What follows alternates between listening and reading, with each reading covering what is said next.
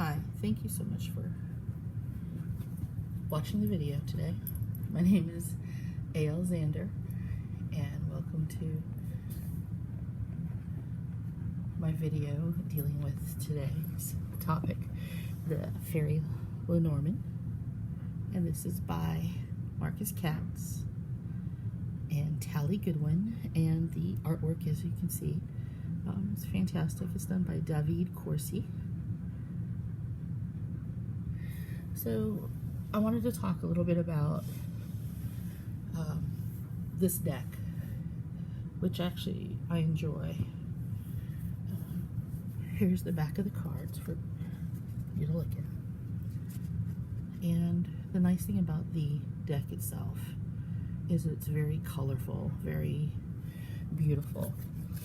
And one of the aspects about this deck that I love so much, I'm going to show you some cards as I talk, is that the cards all tell a story. And they all, as you know, with most Lenormand, they all have a card from a deck of cards that correspond to it. And with this deck, everything is fairy oriented, even though they do keep the traditional images in mind. The boat, the animals, like the dog in this picture. And they keep the numbers on. But notice how beautifully colored and the color saturation on these covers for each of the pictures. One thing that I enjoy about this is the fact that you can actually get more of a meaning from the pictures themselves than just the deck. And if you do hear a noise in the background, it's just my puppy, Shango. He's a husky, 10 years old. He's not really a puppy per se. He's a 60-pound lap dog. So here's a couple more pictures for you. Now, one of the things that I'm going to do is I'm going to go over a little bit about the LWB, or the little white book, the book that they enclose.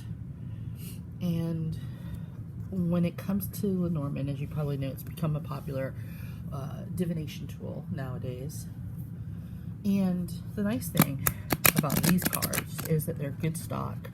They're easy to shuffle, which, oh my gosh, I'm very big when I do my cards to shuffle. Yes, you can free fall, but when I can actually really shuffle, like a regular pack of cards, to me, I'm feeling a lot more in control than just free fall shuffle, which to me doesn't always mix up the cards as well. But I usually do a combination of both. So now this is the book. Also, it's color on the outside. The back is absolutely beautiful. And by the way, this deck is actually produced by Lo Scarabeo, which I have to admit I have probably multiple decks produced by them. They do some of the best tarot decks that I've ever bought, and some oracle decks as well. Hay House is another. Blue Angel Publishing has a few decks that I'll be honest, I crave.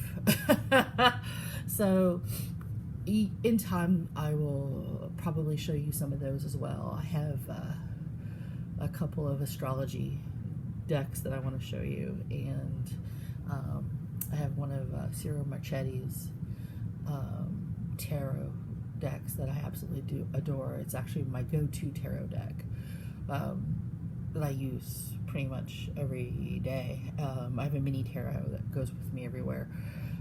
So yeah, but I wanted to go over the Lenormand because Lenormand is so easy and so hard at the same time. I grew up with a deck of cards called the Gypsy Witch cards.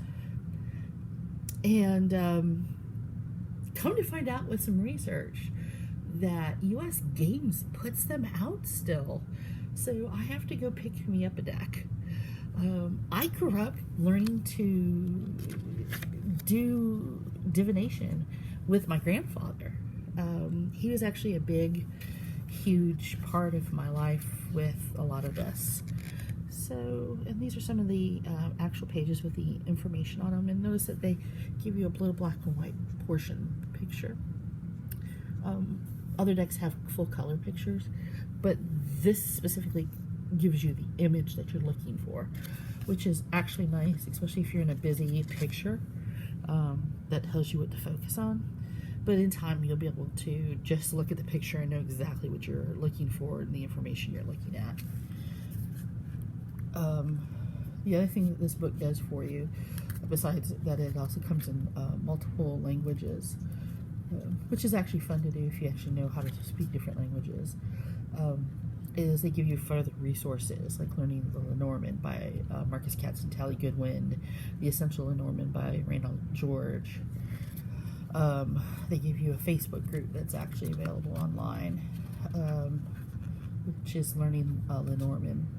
They actually talk about the Lenormand, the 36 card deck, as most people do know now, that the Lenormand is actually named after a wonderful French lady who was a French fortune teller. Although, in actuality, there's no guarantee that she actually used this specific type of deck. And more than likely that these are actually based after a group of cards that were created to help with reading of coffee grinds. And also there was a German game by J.K. Hector called Game of Hope. And which is kind of funny because I remember seeing an old deck in my grandparents' house, and I think, if I remember correctly, it may have been an original Lenormand deck. So let's talk about readings. As most people have heard or have seen, there's the Grand Tableau, which is where all of these cards are all spread out. There's the Petite Lenormand, which is usually 16 cards, signifier plus 15 other cards involved. Then there's a 9-card drawing, which I'm going to show you a sample of today. You can also use this deck in other ways. You can pick a card a day and do and actually do just a divination of what the day is. Now this is the house. The house is actually, because it is a heart, this is going to be a positive sign. The house is basically a sanctuary. It's actually, the meaning is your home, your place of feeling content. It is the actuality of your specific, lack of a better word, your home.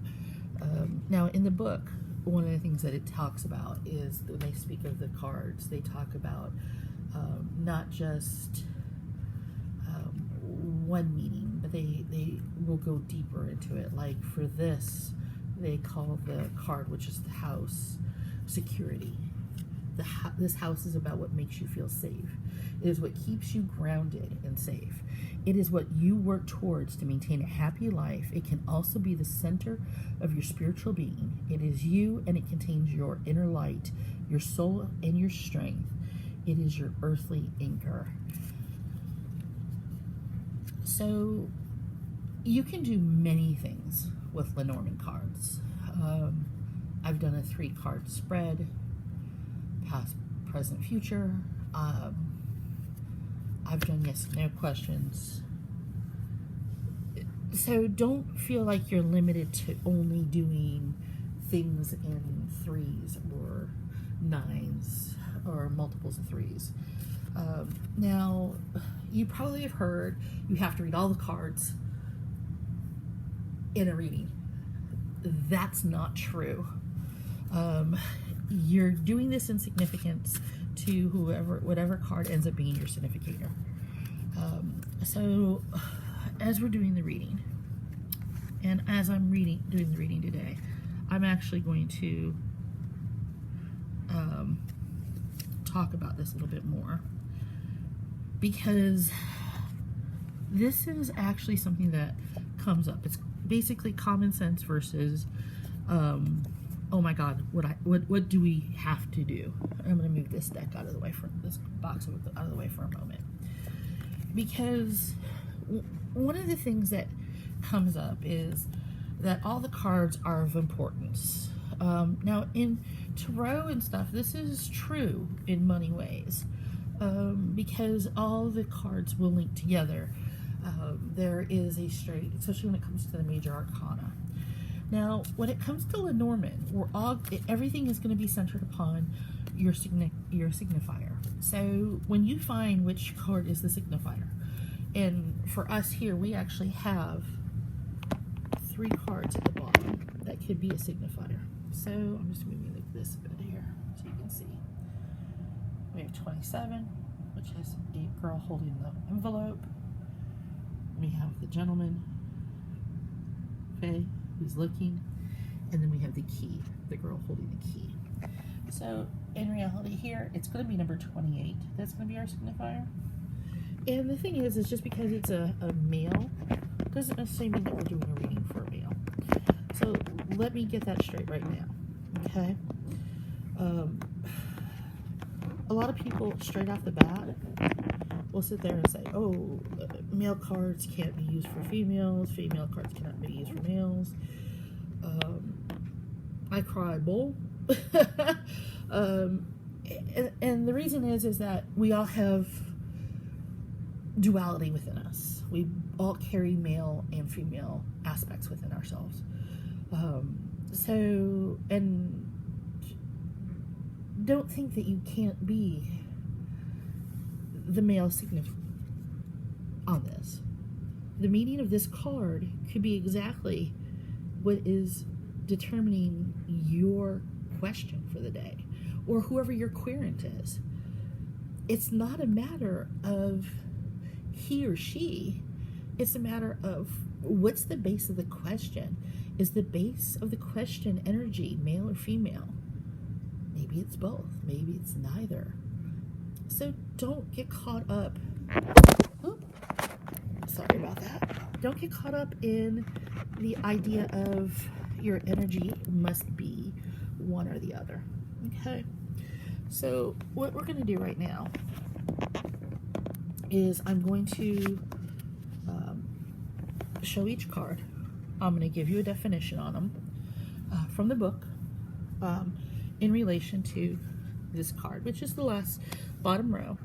So we're going to go to the left to this card, to the right of that card, which would be the 27, and then we're going to go up to this card, which is 30, and then if we need to, we're going to go diagonally to 21 and to 6, and then if need be to 35. And I'm going to explain why that particular way in just a second. So what I'm going to do right now is I'm going to actually move out these cards a little bit here and put this card here so we can actually reverse the order down of everything right now. So you can see this card is your main card, and basically we're going to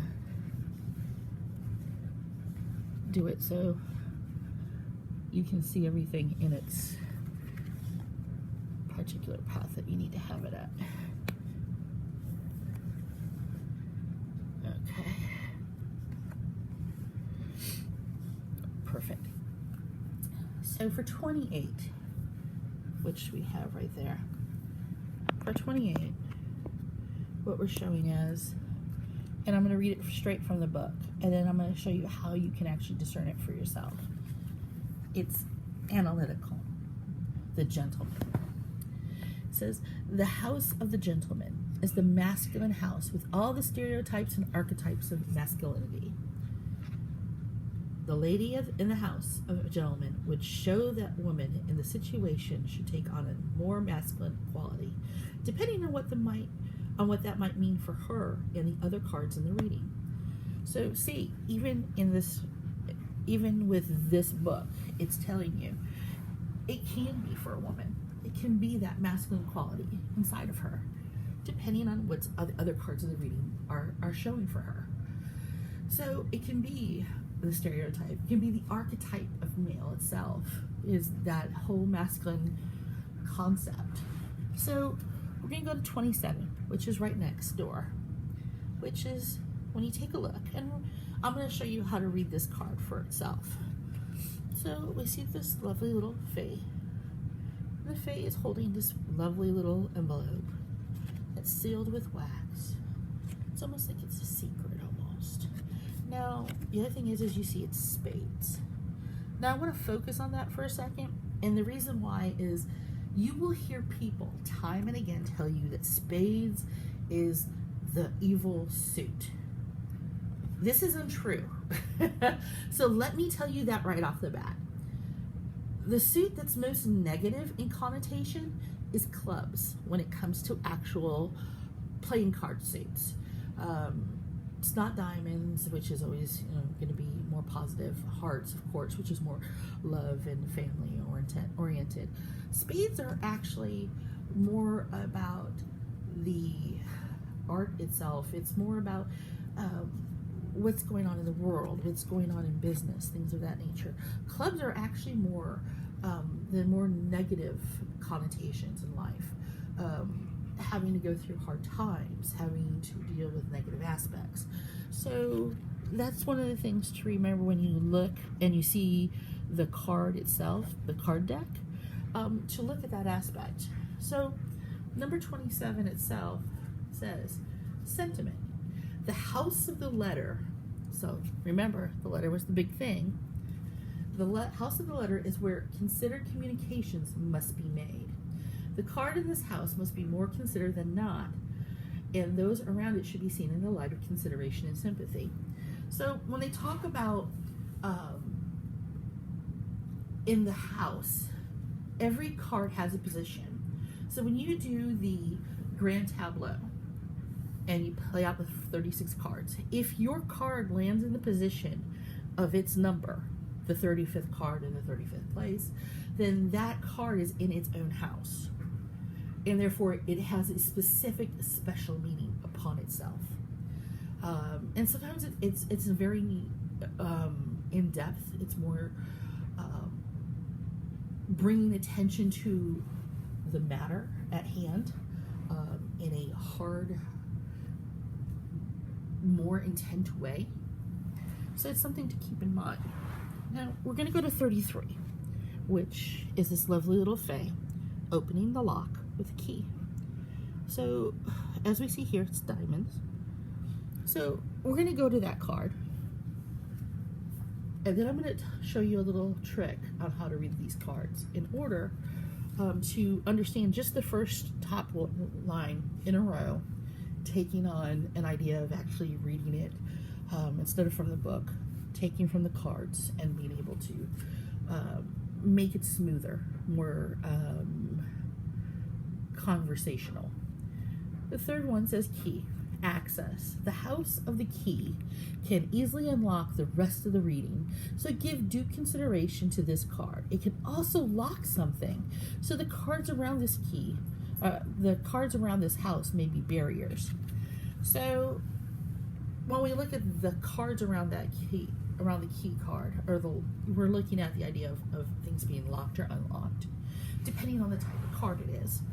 Now remember, this is the male energy. So what I would start off would be like, so when we're looking at your question, and we're looking at your reading, we're looking at this analytical thought here, we're looking in the idea of that this reading, we're going to analyze this with a more male energy than maybe you're used to using. some stereotypical male thought process is trying to force away some emotion. So we can actually look at this not just rationally, but to use that male energy for more positive ideas. So we're going to use our communication skills. We're going to look at things more, and what do we need to work on with speaking with people? What do we have to do to make sure that we're heard clearly? Are things being garbled? If things are being garbled, what are we going to do to be able to fix it? The other thing is also the key.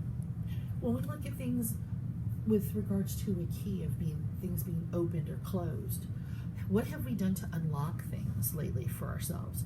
What have we done to unlock things? What kind of barriers are we looking at within ourselves? So when we look at this card here and we see the spade, we know it's not necessarily negative.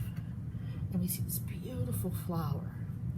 And we see this little fae sitting right here. So when we look at that, that one is all about the lily. Purify. What falls in and around this house should be considered in the light of memory in the past. There is a certain honor required in this house. It shows the simple truth of the matter as if from a wise old perspective. So when we look at the fact that we need to make sure that our barriers are down, or we open up to the truth, we need to make sure that we are literally looking at selves in the light of memory in our past. Are we actually looking at the truth? Are we looking in the light of the lily at truth, or are we actually looking at corrupted memory? Are we trying to put things on a pedestal that don't need to be on a pedestal anymore? So when we look at also at number 6, look at that. There's a club there. So we know that this is a warning card. This card is going to tell us that things are not as always as what they seem to be, or they could be a little bit rougher. And see, there's a mountain, but more importantly, see those clouds. They're dark and gray, but there's light underneath. So these clouds are an example of transition. So this is the house of change and movement. It's all about the times in between, where we rest and take stock of who we are and what we want, where we're going on our journey. It shows too where we may be most confused. So in light of the key that we're opening or closed, what things have we closed ourselves to? What changes are we not making that we need to make? In light of the fact that we are now seeking to look at these things clearly, that we're opening ourselves up to new communication, what things are we not changing that we need to change to be open to that communication? What truths are we not telling ourselves that we're holding back from? 21. All those clubs. Look at those clubs. Look at that mountain. Look at how deep it is. Look at the shape, the steepness. Look at the darkness within it. Now the mountain's about durability. This is the house that relates to and describes the enduring nature of survival and growth. The mountains were carved out of glaciers and stand as testament to great strength. This house shows the sitter's essential backbone, a place of sanctuary and protection from hostility. Furthermore, it shows the potential for drawing upon hidden resources which are naturally available when we are forced to extract them. Alternatively, this position can show you your greatest obstacle at this time. So, what are we doing that's related to this? When we look to ourselves, what is our greatest strength? What is our greatest weakness? What are we doing that actually may give us our sanctuary? What is crumbling our sanctuary? Have we locked ourselves into a pattern that isn't purifying or revealing the truth to us? Are we not changing things enough? Are we not looking at things in such a way that when we are working towards those things, that we're not making for joy, we're not making for productivity, that we're not delivering ourselves as the stork delivers? We're not seeing that kind of a thing. We're not seeing ourselves producing what we're supposed to be producing. More importantly, you notice that when we're talking about these readings and we see how we can blend those into a seamless conversation, not all cards are going to make it in. Now, the stork actually does in a way, because it is something that we are going to deliver on. Now, 25 is the ring. Now, the ring is always, and I'll be honest, that is such a beautiful ring. I would actually love that as a real ring. It's a club. Now, when it comes to ring, it's about continuity. Now, continuity, the ring gives us the sense of sealing a deal. It's about pledging. It's about a bond and an oath. It's about promising and about keeping our promise. Have you kept a promise? Did you break a promise? Things of that nature. Now, 35. Now, see this? It's a spade.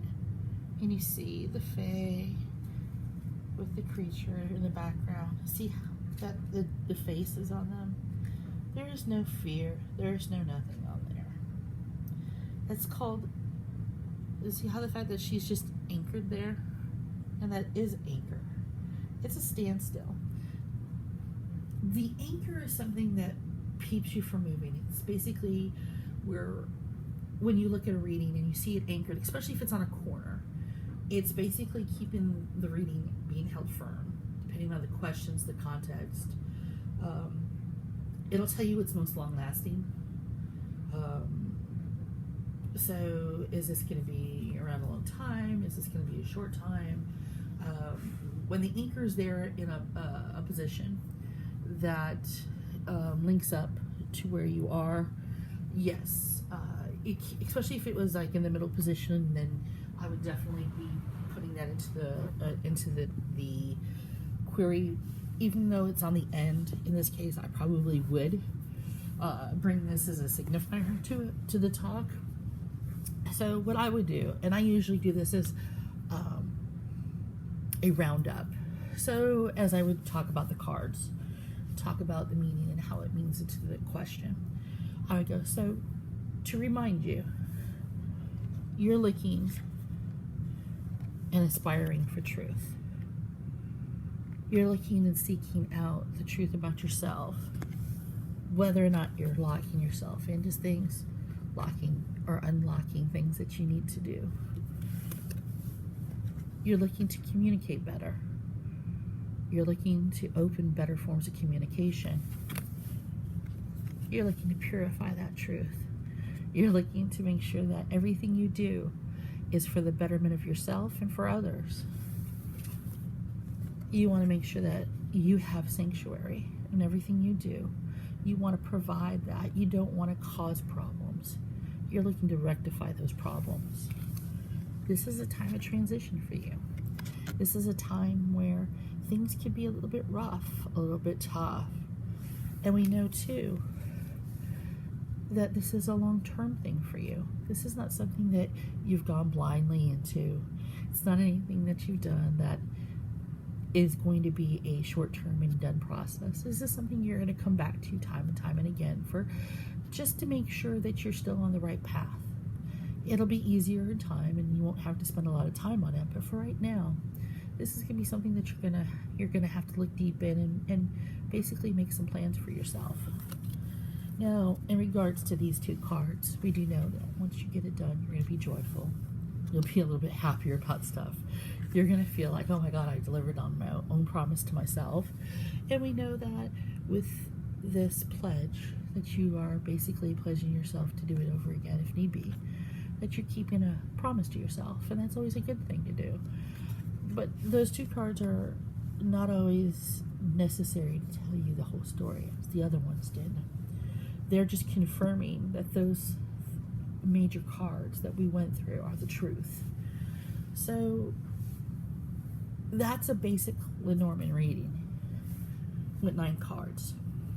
Those are basically the things that you would look at, the things that you would do. These cards, this deck, is something that's easy to work with. Just from looking at the cards, you have the tree,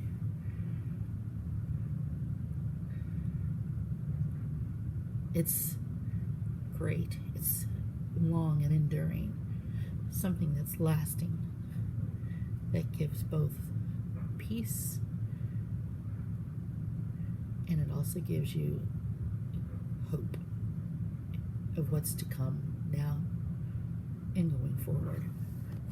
So don't think that you can't learn to read cards on the fly. See the woman? She looks resolute. She looks sightful. She's determined. She's dealt with some sadness, but she looks ready with her faith to move forward, to move on, to do what's needed. Remember, clubs. It's bumpy. It's a bumpy path to do what she needs to do, but she's ready to do it. So anybody can learn to read Lenormand. Anybody can take this path. Are they easy to do? Are they simple cards? They're as simple as you want it to make it, and they're as hard as you want to make it. And I'll be honest, when you find the right Lenormand deck for yourself, it is the opening of a world. Now, there are some Lenormand decks out there I find difficult, and it's not the creator's fault. It's my mind. My mind doesn't go, ta-da, here I am. This is the meaning, and everything lines up and pulls it all together into the oracle that it needs to be. This deck, and Marcus Katz and Tali Goodwin are such good writers. They are so good with working with one another. In fact, they are the ones that discovered A.E. White's second deck of major arcana that he was making for his order. That they have this ability to bring the core principles of thought to these cards. And Davide has truly brought that aspect of their words, their concept that they wanted to show into a way that just feeds into my mind, so I can actually pick up these things. And I'm also very into the fairy, the fae world. So for me, this deck is like a homecoming. It's basically reading stories, fae stories that I grew up with. The blue fairy, the yellow fairy. So I enjoy it. So if you get a chance, you can pick these up. Amazon.com, Amazon.co.uk. They're not that expensive. In fact, they're even on Llewellyn.com. They're not too expensive. I think I paid $11 US for these. And I love this box. I'm going to throw these things because it is so well made. I keep it in here, and then I put it into my cloth bag, and it goes everywhere with me. So, Lenormand, an oracle system that was made for salons back in the day. Simple, easy reading, easy to manage. Anybody could do it. So can you. So I leave you with a simple thought. Everybody has a dream and a passion. What differs from you, from anybody else, is how you approach your dream and passion. Take a step towards it. You just might find that as you take a step towards that path, things get easier. People come to help. And you may just find yourself in a place where anything and everything can actually come true for you. So, enough of me for now. If you get a chance, take a chance. Take a look at the deck. And let me know what you think. And I will talk at you later when I bring out the next deck that I'm going to review. Until later, blessed be.